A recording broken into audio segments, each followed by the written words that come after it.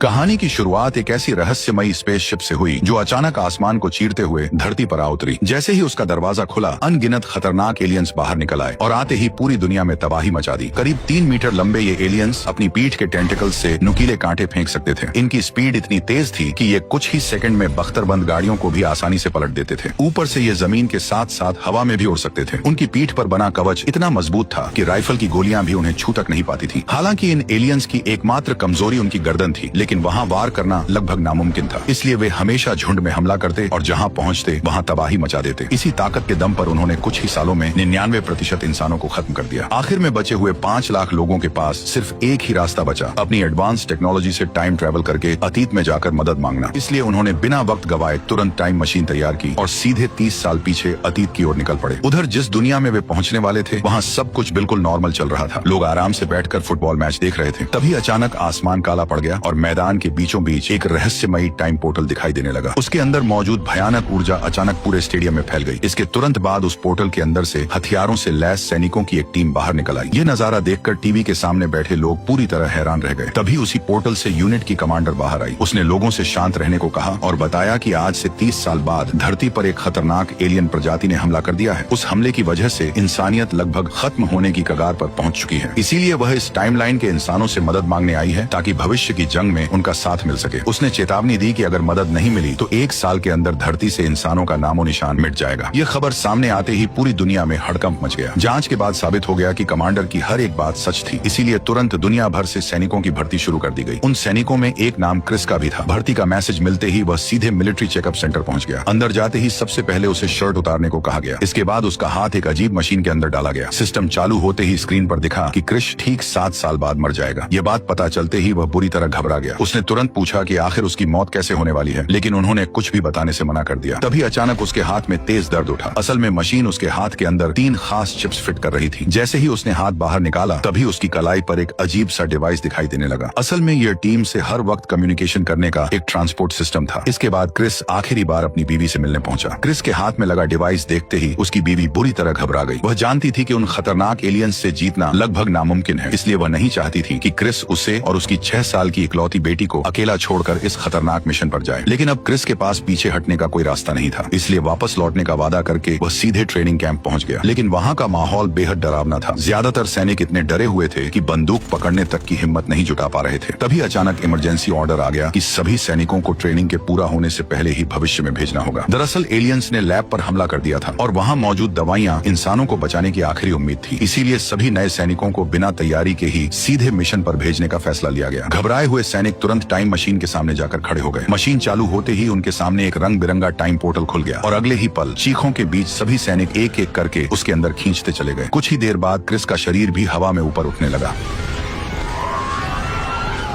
तभी ट्रांसपोर्ट में अचानक गड़बड़ी आ गई और पोर्टल जमीन की बजाय हजारों किलोमीटर ऊपर खुल गया। अगले ही पल सभी सैनिक बिना पैराशूट के आसमान से नीचे गिरने लगे। कई लोग तो गिरते ही अपनी जान गंवा बैठे, लेकिन क्रिस की किस्मत अच्छी थी। वह सीधे एक ऊंची बिल्डिंग के स्विमिंग पूल में जा गिरा। हालांकि उसके ऊपर दूसरे लोग भी आकर गिरे, फिर भी उसे ज्यादा चोट नहीं आई। पानी से बाहर आते ही क्रिस ने तुरंत आसपास बचे लोगों को गिनना शुरू किया, लेकिन वहाँ 100 से भी कम लोग जिंदा थे, जबकि ट्रांसपोर्ट किए गए लोग हजारों में थे। ऐसे में सवाल यही था कि इतने कम लोग उन खूंखार एलियंस से लड़ेंगे कैसे। तभी उनके कम्युनिकेशन डिवाइस पर हेडक्वार्टर से एक नया ऑर्डर आया। उन्हें तुरंत रिसर्च लैब पहुंचकर वहां बची हुई दवाइयां वापस लाने को कहा गया। इसी बीच क्रिस को इस मिशन का लीडर बनाया गया और उसे साफ चेतावनी दी गई कि समय बहुत कम है, क्योंकि सिर्फ 10 मिनट बाद एयरफोर्स पूरे शहर पर बम गिराकर एलियंस को खत्म करने वाली है। ये सुनते ही क्रिस अपनी टीम के साथ तुरंत लैब की तरफ निकल पड़ा। रास्ते में उन्हें हर तरफ सिर्फ इंसानों की लाशें ही लाशें नजर आईं। पीछे से कोई खतरा न आए इसलिए 2 लोग वहीं रुककर निगरानी करने लगे। जल्द ही बाकी लोग रिसर्च बिल्डिंग तक पहुंच गए, जहां उन्हें दीवारों में धंसे एलियंस के कांटे और छत से लटकती दर्जनों लाशें दिखाई दी। ये देखकर साफ हो गया कि एलियंस आसपास ही मौजूद हैं। इसलिए क्रिस ने तुरंत दवाइयां ढूंढनी शुरू कर दी। उधर एयरफोर्स भी बमबारी के लिए बिल्कुल तैयार थी, जिस वजह से क्रिस के पास मिशन पूरा करने के लिए 5 मिनट से भी कम समय बचा था। किस्मत से उसे दवा मिल गई और हेडक्वार्टर ने तुरंत रेस्क्यू टीम भेज दी। लेकिन बाहर निकलते ही पता चला कि एंट्रेंस को एलियंस पहले ही घेरे हुए हैं। इसलिए क्रिस बिना देर किए पूरी टीम को लेकर सीधे सीढ़ियों की तरफ बढ़ गया। हालांकि अब उन्हें बाहर निकलने का रास्ता मिल चुका था, लेकिन फिर भी हर कदम पर सावधानी बरतनी जरूरी थी, क्योंकि वे अब भी एक बेहद खतरनाक इलाके में फंसे हुए थे। तभी ऊपर नजर रख रहे सैनिक को छत पर कुछ अजीब रेंगता दिखा। क्रिस ने टॉर्च ऊपर की और अगले ही पल सबके होश उड़ गए, क्योंकि उनके ठीक ऊपर वही खतरनाक एलियंस छिपे बैठे थे। बिना एक पल गवाए सभी ने एलियंस पर हमला बोल दिया। लगातार फायरिंग से वे और ज्यादा भड़क उठे और पूरी रफ्तार से टीम की तरफ बढ़ने लगे, लेकिन क्रिस बिना रुके उन पर गोलियां बरसाता रहा। तभी अचानक एक एलियन ने अपने मजबूत कवच से सारी गोलियां रोक ली और मौका मिलते ही एक सैनिक पर टूट पड़ा। टक्कर इतनी जोरदार थी कि क्रिस भी नीचे जा गिरा, लेकिन एलियन हमला करता उससे पहले ही उसने बंदूक संभाली और ताबड़तोड़ फायरिंग शुरू कर दी। गोलियों की बारिश से पहला एलियन पीछे हट गया, लेकिन अगले ही पल एक और एलियन बाहर निकल आया। उसे देखते ही चार्ली बुरी तरह घबरा गया और बिना देखे अंधाधुंध फायरिंग करने लगा। इसी बीच बूढ़े सैनिक ने दरवाजा बंद करके एलियन को रोकने की कोशिश की, लेकिन महज 2 सेकंड में उसने दरवाजा तोड़ दिया। ये देखते ही सभी लोग डर के मारे बाहर की तरफ भागने लगे, लेकिन तभी वही एलियन उनका पीछा करते हुए वहां भी आ पहुंचा और जोर जोर से डरावनी आवाजें निकालने लगा, मानो वह अपने साथियों को कह रहा हो कि इंसानों को किसी भी कीमत पर भागने न दिया जाए। अगले ही पल हर दिशा से एलियंस बाहर निकलकर उन्हें घेरने लगे। उधर फाइटर जेट्स को शहर तक पहुंचने में अब सिर्फ 3 मिनट बचे थे। ऐसे में पूरी टीम को हर हाल में बमबारी वाले इलाके से बाहर निकलना था, लेकिन पीछे से लगातार बढ़ते एलियंस उनकी मुश्किलें और बढ़ा रहे थे। उसी वक्त रेस्क्यू टीम का काफिला आखिरी मौके पर वहां पहुंच गया, जिसे देखकर पूरी टीम खुशी से झूम उठी। लेकिन अगले ही पल कुछ ही सेकंड में पूरा काफिला एलियंस का शिकार बन गया। ये देखकर सबकी आखिरी उम्मीद भी टूट गई, लेकिन क्रिस हार मानने वालों में से नहीं था। वह फायरिंग करते हुए अपनी टीम को लेकर आगे बढ़ता रहा। पीछे से दर्जनों एलियंस पूरी प्लानिंग के साथ उनकी ओर तेजी से बढ़ रहे थे। हालांकि फाइटर जेट्स अभी भी रास्ते में थे, लेकिन क्रिस के लिए अब हर सेकंड मायने रखता था, इसलिए वह टीम को लेकर आगे बढ़ता रहा। लेकिन दूसरी तरफ ये सफेद दानव भी बेहद चालाक थे। सरदार की चीख सुनते ही एलियंस का झुंड दाएं और बाएं दोनों तरफ से उन्हें घेरने लगा। सोच समझकर किए गए हमलों से क्रिस की टीम के सैनिक एक एक करके मारे जाने लगे, जिससे पूरी टीम अब बुरी तरह फंस गई। अगर वे सिर्फ 1 मिनट के अंदर शहर से बाहर नहीं पहुंचे तो वे सभी बमबारी में मारे जाएंगे। उसी वक्त एक एलियन अचानक उनकी तरफ झपट पड़ा। ये देखते ही क्रिस ने बिना देर किए फायरिंग शुरू कर दी। उसकी सटीक निशानेबाजी से गोलियां सीधे एलियन की गर्दन पर जाकर लगी और आखिरकार वह क्रिस के हाथों मारा गया। उसी वक्त ऊपर से फाइटर जेट्स भी वहां आ पहुंचे और देखते ही देखते उन्होंने भारी बमबारी शुरू कर दी। क्रिस ने तुरंत सभी को वहां से निकलने को कहा। इसके बाद सभी एक घर का कांच का दरवाजा तोड़कर तेजी से इलाके से बाहर भागने लगे। तभी अचानक मोटा सैनिक नीचे गिर पड़ा और उसकी टांग बुरी तरह टूट गई। उसी समय पीछे से एलियन भी तेजी से करीब आने लगे, लेकिन क्रिस अपने साथी को छोड़ने के लिए तैयार नहीं था। हालांकि ऐसी हालत में उसे बचाना मतलब सबकी जान खतरे में डालना था। फिर भी टीम ने उसे अकेला छोड़ने के बजाय वहीं रुककर लड़ने का फैसला किया। लेकिन दूसरी तरफ एलियंस की संख्या लगातार बढ़ती जा रही थी। इसी दौरान क्रिस और बाकी टीम को बचाने के लिए एक महिला सोल्जर ने बड़ा फैसला लिया। उसने खुद को और मोटे सैनिक को पीछे छोड़कर टीम को वहां से भागने को कहा। टीम जैसे ही इलाके से बाहर पहुंचने वाली थी, उसी वक्त फाइटर जेट्स ने वहां बमबारी शुरू कर दी। अगले ही पल पूरा इलाका धमाके से गूंज उठा।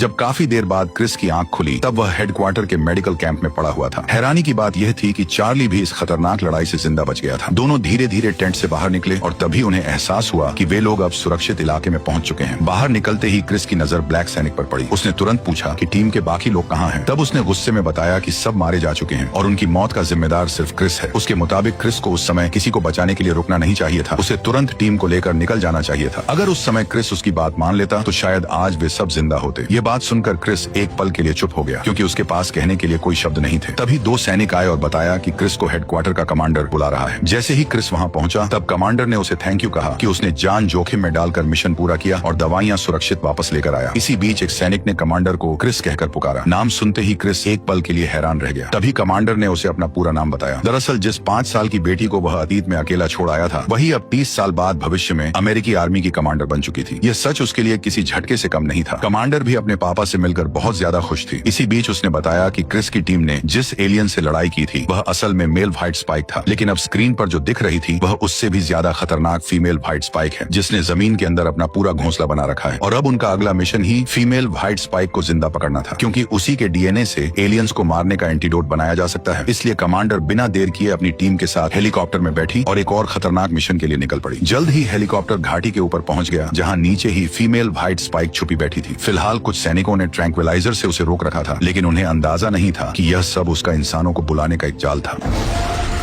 जैसे ही फीमेल व्हाइट स्पाइक बाहर निकली, उसने पल भर में ज्यादातर सैनिकों को बेरहमी से खत्म कर दिया और कुछ ही सेकंड में चारों तरफ अफरा तफरी मच गई। ये सब देखकर कमांडर बिना किसी देरी के रस्सी पकड़कर सीधे नीचे उतर गई। जब वह घोंसले के अंदर पहुंची तो वह बुरी तरह हैरान रह गई। Female white spike male alien से कहीं ज्यादा विशाल और खतरनाक थी, इसलिए कमांडर ने तुरंत सैनिकों को उसके टेंटिकल्स बांधने को कहा। लेकिन अगले ही पल उसने एक सैनिक को दबोच लिया और उसे घसीटते हुए दूसरे घोंसले की तरफ खींच ले गई। यह देखकर कमांडर ने तुरंत बाकी सैनिकों को दूसरे घोंसले पर आग बरसाने का ऑर्डर दिया। तेज आग की लपटों ने पूरे घोंसले को अपनी चपेट में ले लिया, जिससे फीमेल व्हाइट स्पाइक बुरी तरह चीख उठी और वापस अपने पहले घोंसले की तरफ भागने पर मजबूर हो गई। घोंसले में पहुंचते ही उसने सैनिकों पर हमला कर दिया, लेकिन उसकी सारी कोशिशें बेकार साबित हुई क्योंकि कमांडर ने पहले ही उसे ट्रैंक्विलाइजर की मदद से पूरी तरह काबू में कर लिया था। ऐसा लग रहा था कि अब उसे पकड़ना बहुत आसान होगा, लेकिन असल में मामला इतना आसान नहीं था। ठीक उसी समय जब कमांडर उसे बेहोश करने वाली थी, तभी अचानक फीमेल व्हाइट स्पाइक जोर जोर से आसमान की तरफ चीखने लगी। ऐसा लग रहा था जैसे वह अपने बच्चों को वापस बुला रही हो। तभी जंगल के ऊपर पक्षियों का झुंड तेजी से उड़ने लगा, जैसे वे किसी बड़े खतरे की ओर इशारा कर रहे हों। लेकिन इस सब की परवाह किए बिना कमांडर ने तुरंत फीमेल एलियन के टेंटेकल्स पर निशाना साधकर गोली चला दी। इस शॉट ने न सिर्फ एक सैनिक की जान बचाई, बल्कि फीमेल व्हाइट स्पाइक को और ज्यादा भड़का दिया। गुस्से में वह सीधे कमांडर की ओर झपट पड़ी। जैसे ही वह उसे काटने वाली थी, सैनिकों ने तुरंत उसे खींचकर पिंजरे में बंद करने की कोशिश की, लेकिन वह इतनी ताकतवर थी कि उनकी सारी कोशिशें बेकार साबित होने लगी। तभी जंगल के अंदर से एक भयानक आवाज गूंज उठी और क्रिस की आंखों के सामने हजारों एलियंस जंगल से बाहर निकलकर इंसानों पर टूट पड़े। क्रिस ने बिना देर किए मशीन गन संभाली और रस्सी के सहारे नीचे उतरते हुए फायरिंग शुरू कर दी। वह लगातार एलियंस पर गोलियां बरसाता रहा और उसकी जबरदस्त निशानेबाजी से एक व्हाइट स्पाइक मौके पर ही मारा गया। इसके बाद वह सीधे घोंसले के नीचे पहुंच गया। क्रिस ने देखा कि उसकी बेटी फीमेल व्हाइट स्पाइक के चंगुल में फंसी हुई है। वह किसी भी वक्त अपने टेंटेकल से कमांडर पर जानलेवा हमला कर सकती है। इसीलिए क्रिस ने बिना देर किए उसके टेंटेकल पकड़ लिए और पूरी ताकत से पीछे खींचने लगा, लेकिन अगले ही पल वो एलियन खुद उसके चंगुल में फंस गई।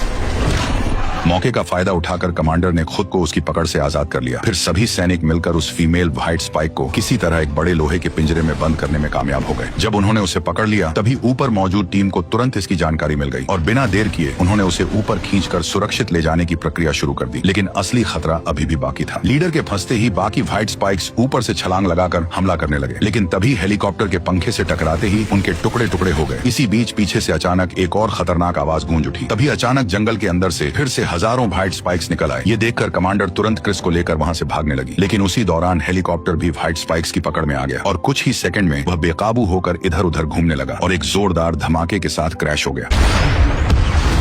खतरा और बढ़ता देख क्रिस कमांडर को लेकर तुरंत काफिले के पास पहुंच गया। कमांडर गाड़ी की छत पर चढ़कर मशीन गन से लगातार फायरिंग करने लगी। धीरे धीरे एलियंस पीछे रह गए और मौका मिलते ही क्रिस गाड़ी लेकर जंगल की तरफ भाग निकला, जबकि कमांडर पीछे से उन्हें रोकने के लिए लगातार गोलियां चलाती रही। आखिरकार दोनों किसी तरह बचते बचाते फीमेल व्हाइट स्पाइक को पकड़कर बेस लौट आए। जैसे ही वे लैब पहुंचे, कमांडर ने तुरंत उस फीमेल एलियन के जहरीले खून से एंटीडोट बनाने का काम शुरू कर दिया। यह एंटीडोट बाकी व्हाइट स्पाइक्स को खत्म करने के लिए इस्तेमाल होना था। अगर यह एक्सपेरिमेंट सफल हो जाता तो इंसानों को उन्हें रोकने का आखिरी हथियार मिल जाएगा और शायद इंसानियत विलुप्त होने से बच जाएगी। इसलिए कमांडर पूरी सावधानी के साथ लगातार एक्सपेरिमेंट करती रही। उसी दौरान क्रिस को पता चला कि उसे अगले दिन अपने समय में वापस भेज दिया जाएगा। असल में कमांडर चाहती थी कि क्रिस यह पूरा रिसर्च डेटा अपने साथ वापस ले जाए, ताकि अपने समय में जाकर दवा तैयार की जा सके, क्योंकि अगर भविष्य का यह बेस तबाह भी हो गया तो भी इंसानों की उम्मीद खत्म नहीं होगी। यह जानकारी सुरक्षित रहने से लोग पहले से तैयार रहेंगे और एलियंस के हमला करते ही उन्हें रोका जा सकेगा। क्रिस और कमांडर के बीच बातचीत चल ही रही थी कि तभी अचानक एक बड़ी खुशखबरी सामने आ गई। कमांडर को वह दवा मिल गई थी जिसका रिजल्ट लगभग 100% था, लेकिन किसी को पता नहीं था कि पिंजरे में कैद फीमेल व्हाइट स्पाइक हर चीज पर नजर रखे हुए थी। जैसे ही उसे समझ आया कि इंसानों ने उन्हें खत्म करने वाला एंटीडोट तैयार कर लिया है, तब वह जोर जोर से चीखने लगी, मानो वह बाकी व्हाइट स्पाइक्स को बुलाकर मदद मांग रही हो। उसी दौरान अचानक पूरे बेस में खतरे का अलार्म बज उठा। पता चला कि व्हाइट स्पाइक एलियंस ने विशाल सुरक्षा दीवार पर हमला शुरू कर दिया है। हालात हाथ से निकलते देख सभी सैनिक तुरंत हथियार उठाकर मोर्चे पर पहुंच गए और एलियंस को रोकने के लिए अंधाधुंध फायरिंग करने लगे। स्क्रीन पर साफ दिख रहा था कि हजारों व्हाइट स्पाइक्स हर दिशा से अंदर घुसने की कोशिश कर रहे हैं। इसी बीच रेडियो पर अलर्ट आया कि क्रिस को अपने टाइमलाइन में लौटने में सिर्फ 10 मिनट बाकी हैं। ये सुनते ही दोनों जल्दी जल्दी सेफ्टी जैकेट पहनने लगे। तभी कमांडर ने क्रिस से वादा मांगा कि उसे उसकी हर बात माननी होगी। हालांकि क्रिस वापस जाने के लिए तैयार नहीं था, लेकिन कमांडर चाहती थी कि वह किसी भी हालत में एंटीडोट अपने साथ लेकर जाए, क्योंकि इंसानों को बचाने की अब बस यही एक उम्मीद बची थी। उसी वक्त एलियंस का विशाल झुंड सिक्योरिटी सिस्टम तोड़ते हुए सीधे बेस तक पहुंच गया। हालात इतने तेजी से बिगड़े कि कुछ ही सेकंड में पूरा बेस खतरे में आ गया। ऊपर से लगातार फाइटर जेट्स फायरिंग कर रहे थे, लेकिन एलियंस की भीड़ रुकने का नाम नहीं ले रही थी। ऐसे में सबका एक ही मिशन था कि ट्रांसफर टावर किसी तरह सुरक्षित रहे, ताकि क्रिस दवा के साथ वापस जा सके। उसी वक्त कुछ एलियंस लैब में घुस गए और सारी रिसर्च तोड़ते हुए फीमेल व्हाइट स्पाइक को आजाद कर दिया। जैसे ही वह बाहर आई, उसने तुरंत क्रिस और कमांडर की तलाश शुरू कर दी। उसे अच्छी तरह पता था कि अगर उसने दोनों को नहीं रोका तो भविष्य में उसके पूरे झुंड का अंत हो जाएगा। हालांकि उसके पास ज्यादा समय नहीं था, क्योंकि अब घड़ी में सिर्फ 6 मिनट बाकी थे। अगर वे बस कुछ देर और टिके रहेंगे तो क्रिस सुरक्षित अपने टाइम टाइमलाइन में वापस जा सकेगा। अब यह पूरी जिम्मेदारी कमांडर के कंधों पर थी, क्योंकि वो हर हाल में अपने पिता को सुरक्षित वापस भेजना चाहती थी। लेकिन तभी अचानक उनका सामना फीमेल व्हाइट स्पाइक से हो गया। दानव जैसे ही उनकी तरफ पलटा, दोनों वक्त रहते उसकी नजरों से छिप गए। उन्हें न देखकर फीमेल व्हाइट स्पाइक गुस्से में चीख उठी और अपने पूरे झुंड को उनकी तलाश में लगा दिया। उधर घड़ी में अब सिर्फ 5 मिनट बाकी रह गए थे। कमांडर धीरे से बाहर की तरफ देखने लगी, लेकिन अगले ही पल एक एलियन उसके बिल्कुल सामने आ पहुंचा। दरअसल चारों ओर दर्जनों व्हाइट स्पाइक्स उनकी तलाश में घूम रहे थे। हालात देखकर साफ लग रहा था कि अब बच निकलना लगभग नामुमकिन है, क्योंकि हर ओर सिर्फ वही एलियंस नजर आ रहे थे। दोनों ने उस हालात में बिना कुछ कहे सिर्फ एक दूसरे को देखा। अगले ही पल वे दरवाजे की तरफ पलटे और सामने आ रहे व्हाइट स्पाइक्स पर गोलियां बरसानी शुरू कर दी। भागने का रास्ता न होने की वजह से कई एलियंस वहीं मारे गए। इसी मौके का फायदा उठाकर दोनों पीछे वाले रास्ते से आगे बढ़ने लगे, लेकिन हर तरफ से एलियंस ने उन्हें घेरा हुआ था। लेकिन दोनों इतनी सटीक तरीके से उनकी गर्दन पर वार कर रहे थे कि एलियंस को पलटकर हमला करने तक का मौका नहीं मिला। जैसे ही रास्ता साफ हुआ, दोनों तुरंत हेलीकॉप्टर की तरफ बढ़ने लगे। उसी वक्त एक व्हाइट स्पाइक ने हमला करके कमांडर के पेट को चीर दिया और वह अचानक नीचे गिर पड़ी। क्रिस ने गुस्से में तुरंत उस पर ताबड़तोड़ फायरिंग शुरू कर दी, लेकिन हमला होते ही वह चालाक दानव पीछे हट गया। उधर कमांडर दर्द सहते हुए किसी तरह अपने शरीर में घुसी कील निकालने लगी। उसी पल उन्हें बचाने आया हेलीकॉप्टर भी एलियंस की चपेट में आ गया। लेकिन इतनी मुश्किलों के बावजूद भी क्रिस अपनी बेटी को लेकर नीचे की तरफ भागता रहा। ठीक उसी पल एलियंस के हमले की वजह से एक बड़ा जहाज सीधे बेस से जा टकराया और एक ऐसा जोरदार धमाका हुआ कि पूरा बेस धुएं के गुब्बार में गायब हो गया। ये भयानक मंजर देखकर क्रिस के चेहरे पर एक अजीब सी खामोशी छा गई। ऊपर से उसकी बेटी की हालत लगातार बिगड़ती जा रही थी और ऐसा लग रहा था मानो मौत अब उसके बिल्कुल करीब खड़ी हो। ऐसी हालत में भी उसने अपने पिता से कहा कि उन्हें हर हाल में दवाई को वापस ले जाना होगा, क्योंकि सिर्फ वही दवाई पूरी दुनिया को बचा सकती है। इतना कहते ही उसकी आंखों से आंसू बहने लगे। दूसरी तरफ अपनी बेटी की ऐसी हालत देखकर क्रिस की आंखें भी नम हो गईं। वह बार बार उसे अपने साथ वापस चलने के लिए कह रहा था, लेकिन शायद किस्मत को उनका साथ मंजूर नहीं था। तभी अचानक वहाँ फीमेल व्हाइट स्पाइक आ पहुंची। जैसे ही वह दोनों पर हमला करने वाली थी, तभी उनके नीचे का पुल टूटकर बिखर गया। ठीक उसी पल एलियन ने कमांडर का पैर पकड़ लिया और वह भी उसके साथ नीचे गिर गई। लेकिन तभी क्रिस ने तुरंत उसका हाथ कसकर पकड़ लिया। अब टाइम पोर्टल खुलने में सिर्फ 30 सेकंड बचे थे। वहीं नीचे फीमेल व्हाइट स्पाइक लगातार ऊपर चढ़ने की कोशिश कर रही थी और हर हाल में क्रिस तक पहुंचना चाहती थी। लेकिन इस सब की भनक कमांडर को पहले ही लग चुकी थी, इसलिए उसने तुरंत अपना हाथ छोड़ा लिया और एलियन के साथ नीचे गिरने लगी। क्रिस यह देखकर खुद को रोक नहीं सका और तुरंत उसके पीछे कूद पड़ा।